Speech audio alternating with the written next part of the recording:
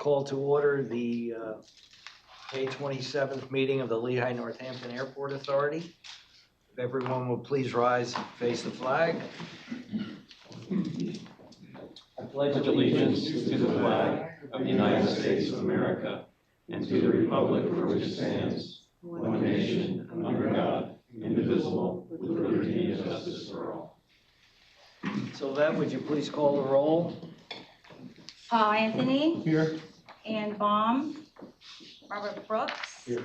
Frank Facciano. Here. Don Gottschall. Here. Ricky Gower. Here. Justin Grimshaw. Here. John Hayes. Here. James Irwin. Here.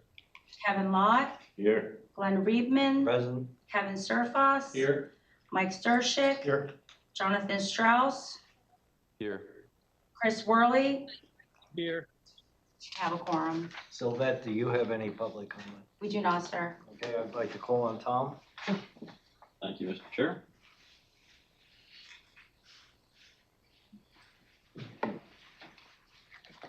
Today we recognize an extraordinary milestone, the retirement of Janet Shaler, who has served the Airport Authority with exceptional dedication for 39 years.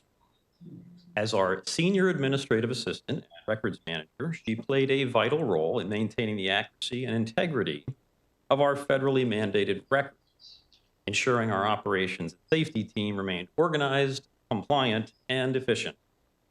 Throughout nearly 4 decades of service, Janet brought unwavering professionalism, a keen eye for detail, and a deep commitment to service. Janet has served as a trusted steward of institutional files and records and provided consistent reminders to staff of our seemingly never-ending training due dates. In fact, her work was instrumental for the LNAA back in 2018 when we received our first ever perfect FAA inspection. Certainly her work will have a lasting impact on our organization. Janet, we thank you for your remarkable contribution and your exemplary service. Your legacy will certainly live on here on the systems you built and the standards that you set. Congratulations on your well-earned retirement, Janet. You'll be missed.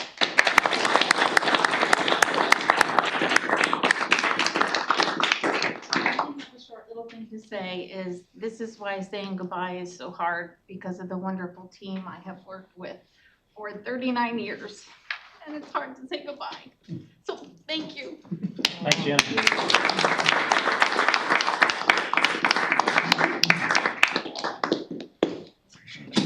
Okay.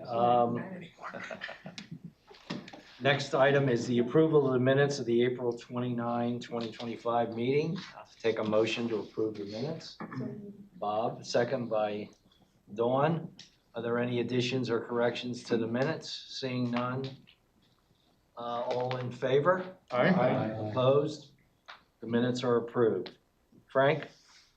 Thank you, Glenn. Report. I'm going to turn over the report to Todd. Good afternoon, everybody. Hey, Todd. All right, walk through our traffic. I talked about this last week, but always good to follow up in the full board.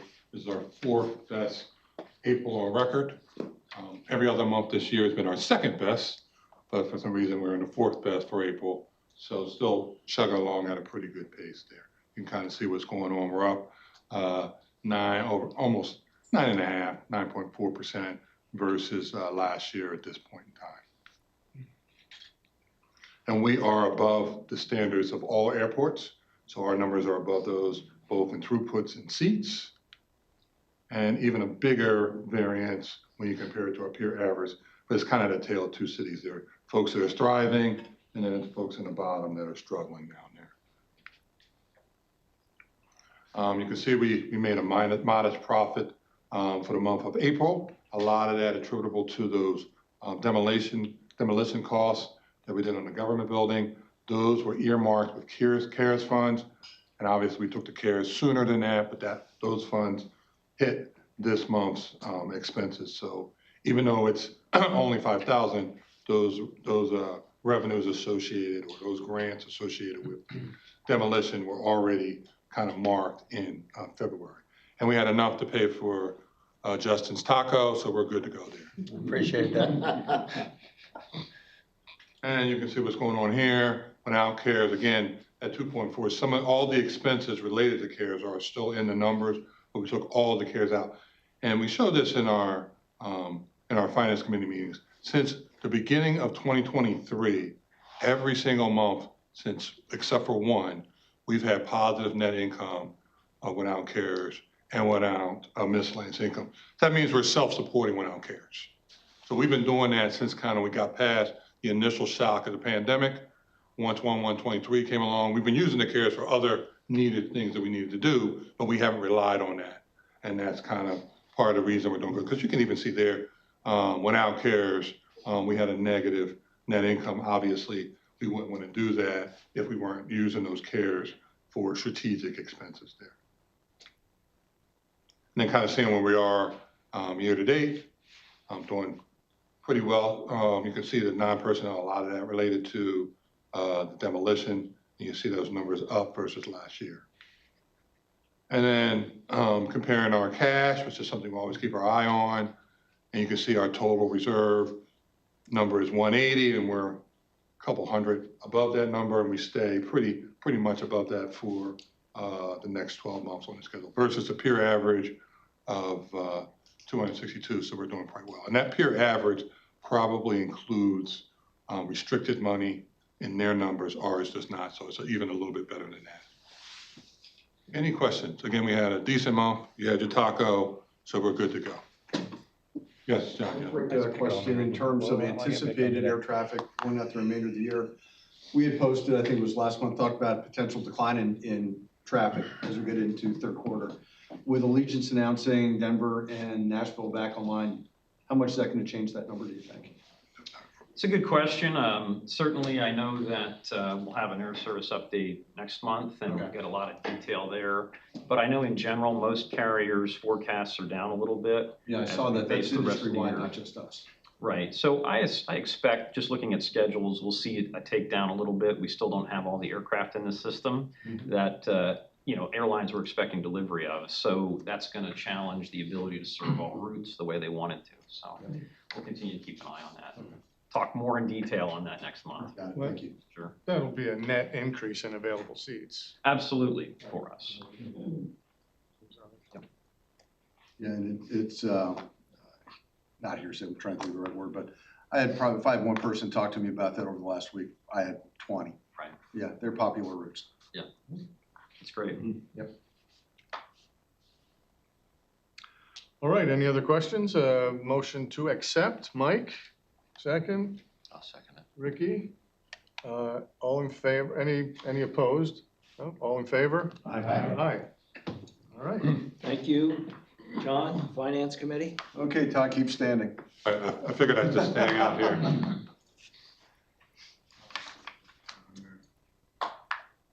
The first we have is acceptance of the 2024 financial audit report. I'm not going to run through all of the exhibits that we went through last week. We went into some detail on that, but the most important thing, and you can scroll through, so that's the page that I want. I'm not sure which number it is. Keep going. Oh. Well, I think it's toward the end. That one there. You really get the feel for what's going on. Summary of audit results there. Material weaknesses, none. No. Significant deficiencies, none. Overall, we got a clean audit. That's the most important thing. And to know that the financials that you're getting on a regular basis are legitimate. They're good stuff. And we have outside folks that verify that. We have Tyler on the line from Crow, in case you have any questions, but we had Scott Nickerson in last week to kind of walk through. But again, Just a quick reminder, if you weren't able to attend that meeting when Scott was here, it's on YouTube, so you can watch it. correct. Yep. On YouTube. But again, the most important thing is that we are being good stewards of the finances, and the financial statements that you get are indicative of what's going on, and there should be no surprises. The other thing I want to kind of acknowledge is Shane back there, kind of the solid assassin, has done a really good job, him and the rest of his team on the audit. He kind of goes through quietly, but a lot of work behind the scenes, and he's that quiet guy It doesn't take a lot of credit, but he's done a really great job. And so without any applause, I think we should give him a little hand.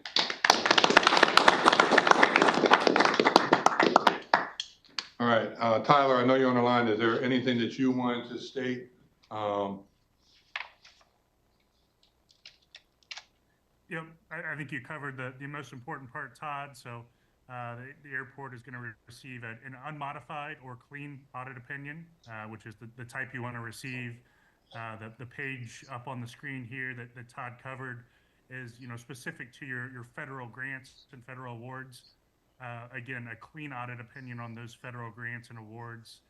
So good news there, especially in a political culture where a lot of federal awards and grants are becoming under question.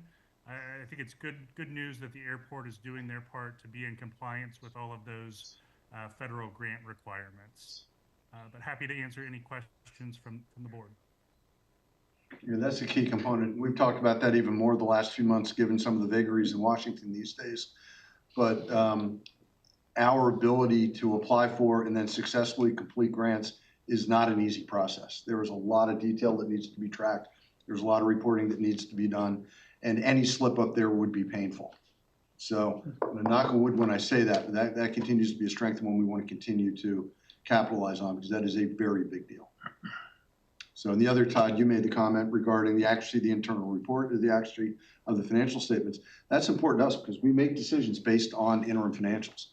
And those decisions are only as good as the accuracy of the information we get.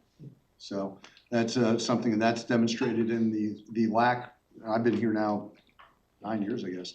And the lack of adjusting entries at the end of any year is exactly what you want to see. And that we know we're getting accurate info. Any other questions? Any other questions? Entertain a motion to accept the 2024 financial audit report. Motion by Kevin, second by Paul. Any additional discussion or questions? Hearing none, all those in favor of the subject motion indicate by saying aye. Aye. Opposed? Motion carried. Thanks, Okay. Tyler. Yeah, Appreciate thank you, it. Tyler. Appreciate it. Yep, thanks everybody. Okay, and then second, under Finance Committee's approval of additional depository accounts. And one of our strong suits has been, if you look at our budget variances, has been tracking down better interest rates and doing everything to manage the interest as best as we can, because obviously that's additional revenue for the authority. So if you want to open up two CDs, one with Nutripoli Bank for 7 months, and the other one with American Bank, slightly higher for 12 months. The initial deposits will probably be about $250 on each. Again, it's just, as you look at us and we talk about our restrictions and restricted money, some of that we're taking out quarterly.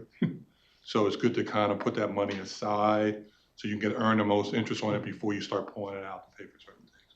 So that's a good use of some of the short-term CDs. So those things that you're not using every month, but you're going to use at some point down the road. So it's good to have those initial relationships, and again, that helps us out. Some of the best ones we got outside of that, I think we're what, 3.8, something like that. So those were the best ones. And we reach out to a bunch of banks. One of these days you'll be on this season. All right. Any Obviously, questions? with Nutripoli Bank being up there, I'm going to abstain from the vote. But just wanted to say again, to reinforce what Todd said, it was a blind bid. We submitted a number and we won, so. And in fairness to John, he asked after the fact, how did I do? So it's not like he knew on the front end. It's like, how did I do? Yeah. So. And it's good to see where American was, because we like to get as much competitive data as we can. And from a banking perspective right now, from a liquidity standpoint, my overnight borrowing cost is 4.3. So my CD rate would never go higher than that. I want to keep it a little bit lower. That's where the 4.2 came from. But it kind of highlights what we're doing to get the best interest rate if you're only 4.3 and we're getting 4.2. So that's a credit to us to make sure we're maximizing as much as we can on our interest income. Any additional questions? You just, you said at the committee and you just kind of threw it down. We're putting in 250,000 because at the committee it was around 250. Now it was about 250. It's 250. 250 is what we're putting in? 250 in Okay. each one, yes. Yeah, I'm in. And entertain a motion to approve the additional depository accounts. I'll make that motion. Motion by Frank, second. Second by Justin. Any additional questions or comments? Hearing none, all those in favor of the subject motion indicate by saying aye. Aye.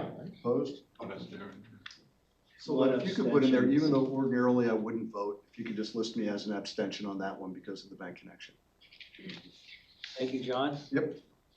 One, business committee, please. Okay, so we're gonna hear from Darren about the award of the aviation fuel supplier contract. Thank you, Don. So, yep, our aviation fuel supply contract expires September 30th of this year. We haven't RFP'd this in about 12 years. We've done a couple of extensions on the current contract. So we put an RFP, or RFQP, I should say, out on April 7th.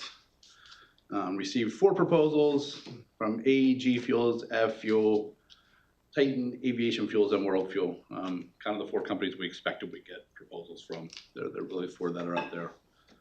They could handle the business. After looking at all of them, the World Fuel proposal was sort of the best. They had the lowest prices proposed for both Jet A and Avgas, some reduced credit card processing fees, down from 1.9% down to 1%, and that's, Avcard is by far our #1 card we use over there, so that saves us, I'm gonna say $75,000 to $80,000 a year on processing fees.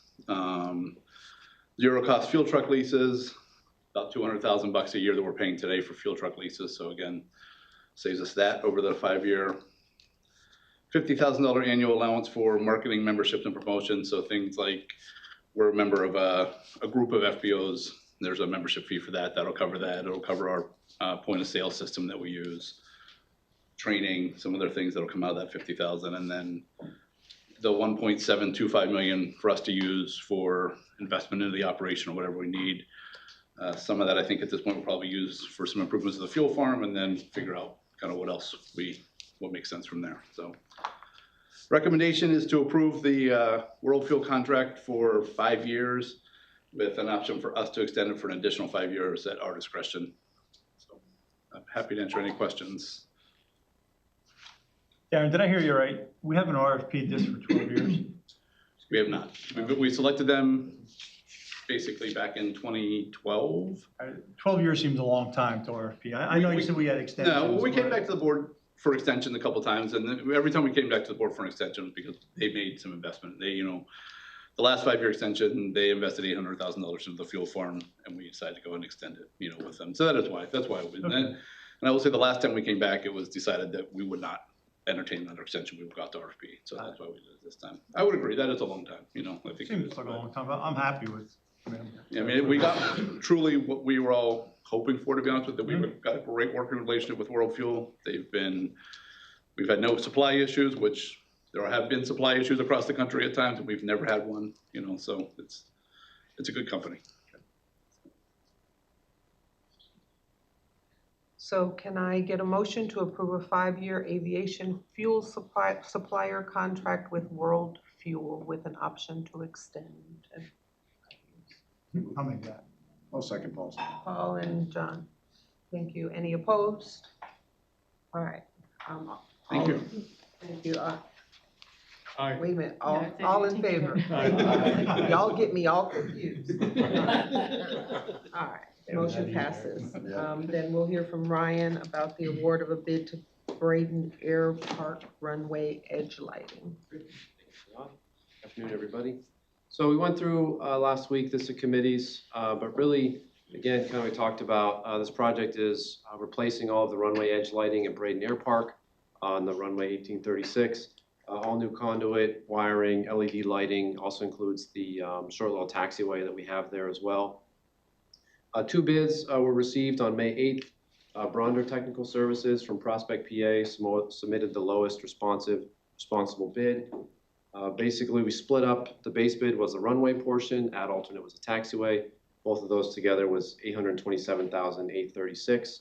As we kind of mentioned before, this project is funded by the PennDOT Bureau of Aviation grant. So again, like we were just talking about with the audit, not necessarily federal, but still have a lot of the same reporting requirements for the state. 25% of that is our cost. So for the 827, our share is $206,959. And again, talked about this in the committees. Bronder's a FAA-approved contractor specializing in airfield lighting and installation, basically across the country, but they've done a lot of projects in Pennsylvania. And actually, I think we mentioned they did the AWAS system down in Queen City a few years ago, or quite a few years ago. So again, just looking to award the base bid and add alternate one to Bronder Technical Services of Prospect, PA, for a total contract amount of $827,836, the Runway Edge Lighting Project at Braden Airport. Any questions? Can I get a motion to approve? Mike? Second. Jim? All in favor? Aye. Motion passes. Okay, thank you, Dawn. Tom? Thank you, Mr. Chair. Todd reviewed passenger numbers with us. Just looking ahead into June and looking at sort of traffic there, our scheduled seats for June are up about 4%, and domestically seats in June are up about 2%. So again, we're seeing a little bit of that squeeze that we were talking about with fewer seats in the market and airlines kind of pulling service. You're seeing that a little bit now, starting to hit the summer season. In terms of cargo, we were up 21.8% for the month over last April. So again, a good month of cargo. Since our last board meeting on April 29th, staff attended the Orfield Middle School STEAM Expo. So that was a good opportunity to get in front of some middle school students over there at Parkland. We also attended Aviation and Aerospace Day in Harrisburg down at the Capitol building on May 6th. So another event down there at the Capitol. On May 7th, TSA fully implemented Real ID for air travelers. Per the TSA, here at ABE, 96% of our travelers have a Real ID compliant document when they're approaching the checkpoint. So a lot of passports and folks bringing those as well, but again, good compliance rate for that. So That made the alternate line a lot shorter than we were afraid it was going to be. yeah, Okay, good. it does.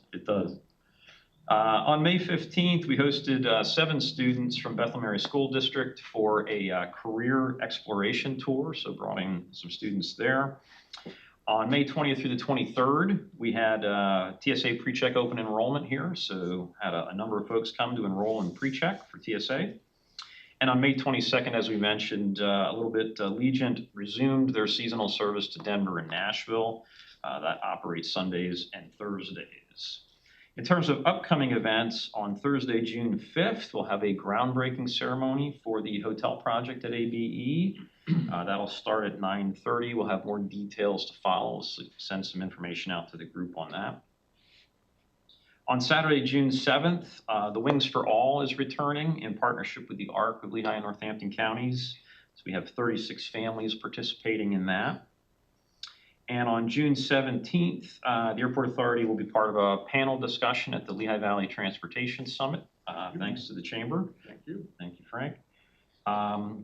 And starting in June, all our committee and board meetings will be hosted using Civic Plus. So Novus Agenda goes away, and we'll be moving over to Civic Plus. I know you're upset, but we'll... Yeah, I know. I'll try to break over.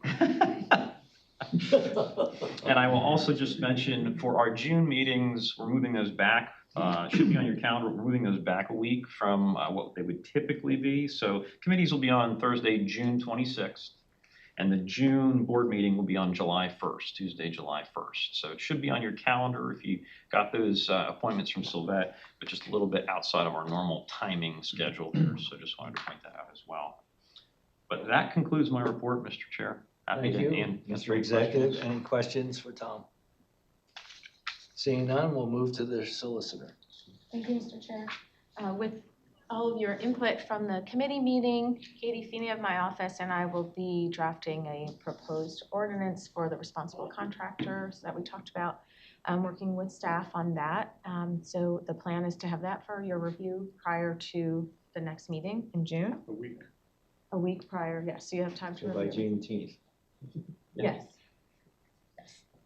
And then my office also did a memo on application of the Commonwealth Procurement Code and just gave some guidance as far as procurement and whether there are any additional requirements from the Commonwealth Procurement Code.